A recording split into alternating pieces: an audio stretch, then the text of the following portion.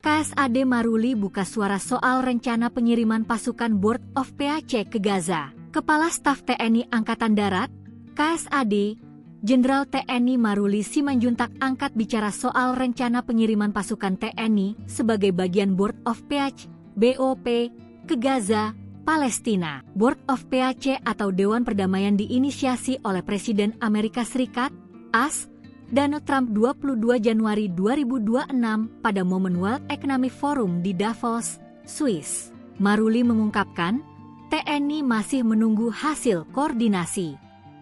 Namun, ia menyebut sudah ada persiapan yang dilakukan untuk menyiapkan pasukan sebagai bagian dari Board of PAC. Saat ditanya kapan pasukan perdamaian akan dikirimkan, Maruli menyebut bukan kapasitasnya. Pun dengan jumlah pasukan yang akan dikirim, Maruli menegaskan belum ada informasi terkait hal itu.